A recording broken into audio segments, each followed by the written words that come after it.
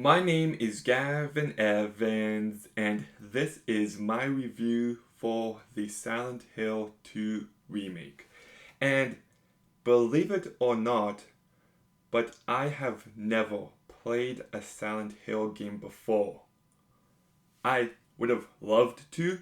I know people love these games, but it's been pretty impossible for the past decade. So I am very thankful that this remake was made, but does it live up to my very high expectations? Yeah, it does. Um, no exaggeration, this is one of the best video games I have ever played in my life. I loved it. So let's begin by talking about the best part, and you know what I'm going to say, and it's the atmosphere. It is intoxicating. It is filled with dread. It is unnerving. And this game is just dripping with atmosphere from beginning to end. The constant fog and how you can't see your surroundings, how each building feels so small that you can barely move, and at times you can see next to nothing, even with your flashlight. And it's just a terrifying experience. There's this entire section in a hospital where it starts off and it's really creepy, it's very effective, but then things change and it had me so on edge and it filled me with so much dread, and I was just fully locked in, terrified of this game. And then there's also this underground section, which manages to be so incredibly intense and scary. Like, no joke, this game is, yeah, I'll say it's the scariest game I've played. I still think the Angie section in Resident Evil Village is scarier, but this game is more consistent. It is relentless, and it's a game that only gets worse and worse when it comes to the feel, and it's just pure terror, and I loved that. I also thought the enemy types were fantastic. There's this one type that constantly tries to headbutt you and they puke this acid, and it takes you a while to get used to them, but eventually you can take them down pretty easily. I also love how if they're on the ground, they can still move around and attack you, so you have to make sure they're dead. You have to double tap. There's also these mannequins, which might be my favorite enemy type in any game ever. Their movements and the way they hide is both very scary but also really funny at times.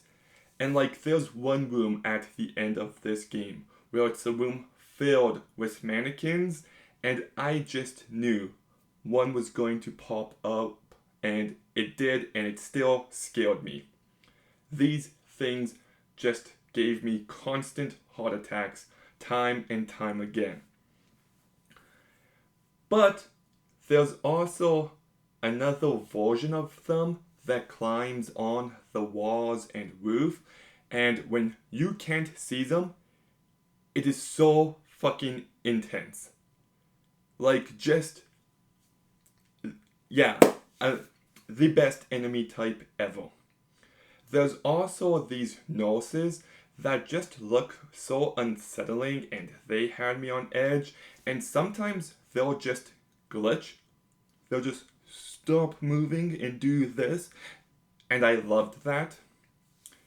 And then there's these guys that stick to the bottom of the floor, which were just a nightmare to deal with in certain moments.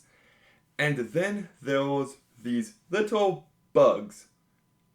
And you might think they're just easy to defeat, but sometimes you can't see them and you hear the static on the radio, so you know something is close, and you're just looking for this small little bug and you can't, and it was unnerving as well. So the enemy types are really fantastic. I also love how they sometimes change throughout the game, and I love how you have to beat them time and time again and don't stop. Keep hitting it, keep curb stomping them, because you don't want them to get back up again, and they do. Like, there's nothing scarier than going back to a section where you took down a few enemies and realizing there's nothing there now. So make sure to kill them. I also really liked the weapons. The handgun was pretty good. The shotgun, the rifle, good weapons. I mainly just stuck with the pipe. Most of my kills were melee. And I really like the health system within this game. That was good. Yeah, the gameplay is just amazing. I loved exploring this world. I think the boss fights were actually pretty good, and I don't like boss fights typically. The puzzles I thought were pretty good as well. There was a few very frustrating moments, especially one where there's this giant cube that you have to move and you have to find certain passageways, and the first two passages I thought were really easy, but this third one drove me nuts. But the rest of the puzzles were good. And I just think this game is like the perfect level of difficulty.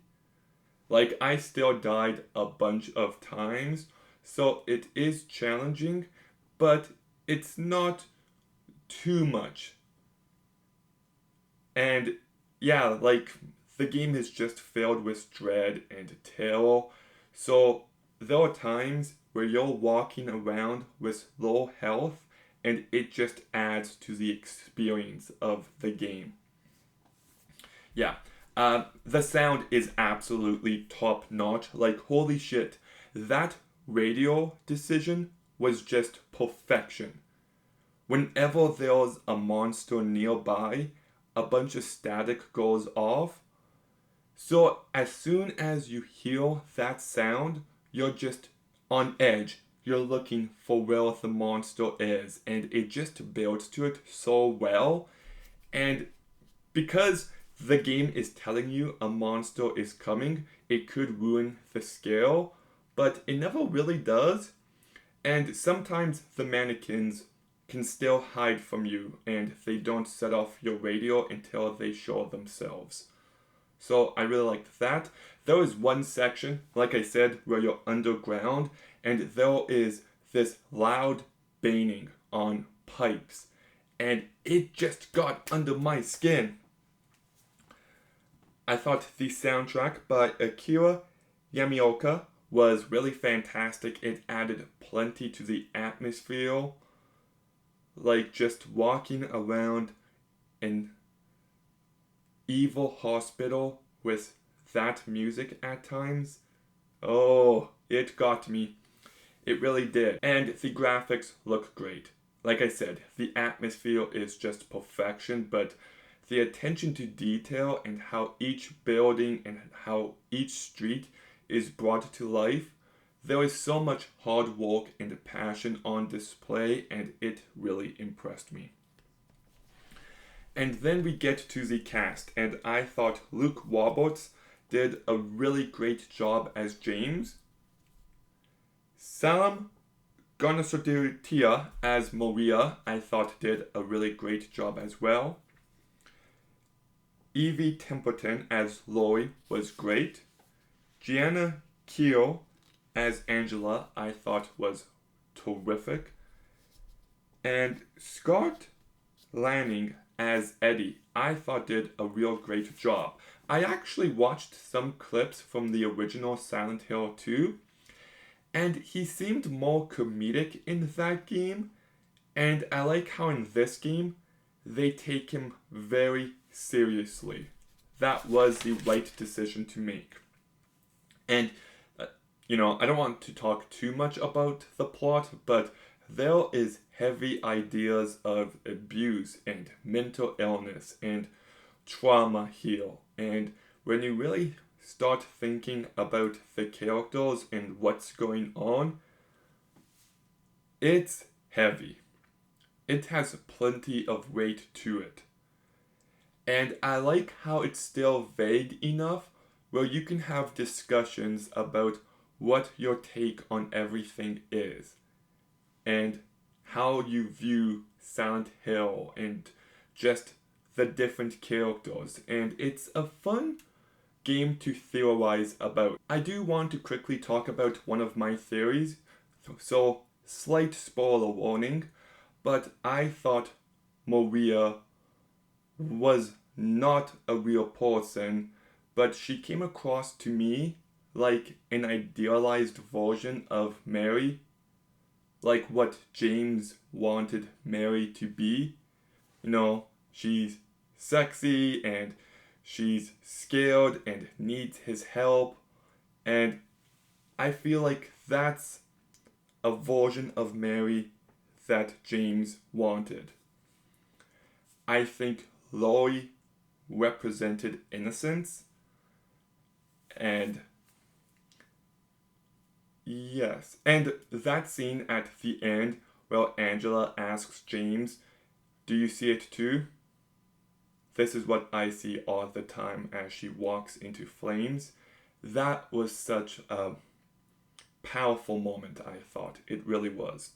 So there is so much to love about this game, and I really do love it. I will be talking about it for a very long time, but I do got a couple minor issues.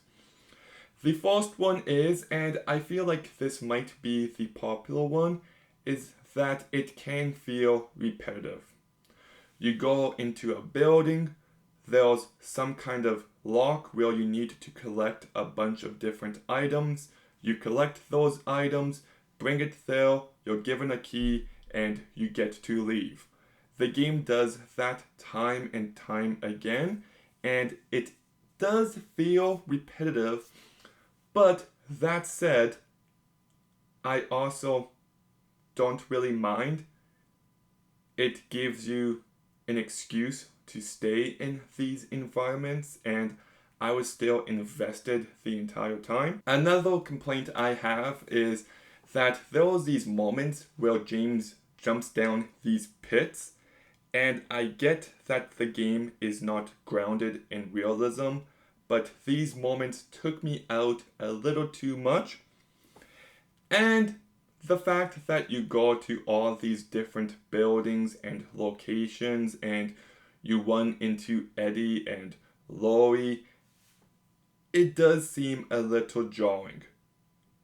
But that's where my issues really end. Like, this game just blew me away. It really did. I think it is visually stunning, and it's just dripping with atmosphere and dread, and I thought this game was just terrifying. I was on edge for all 17 hours that it took me to beat it, and I thought the gameplay was so much fun. There was one jump scare on a roof that scared me so badly, and I loved the story being told, the characters we get to know, and there's just so much to this game and this universe that I can't wait to see more of. So despite my minor issues, I'm still going to give Silent Hill 2 a 9 out of 10. I loved it. I really did love it. I think this game is just incredible. And kudos to Blubber Team. I was not expecting this level of quality from them, but they just fully delivered, and I can't wait to see what they do next. But Silent Hill 2, have you played it? What did you think? Let me know in the comments down below. Make sure you like, comment, subscribe. Stay tuned for more videos soon. And Gavin, out.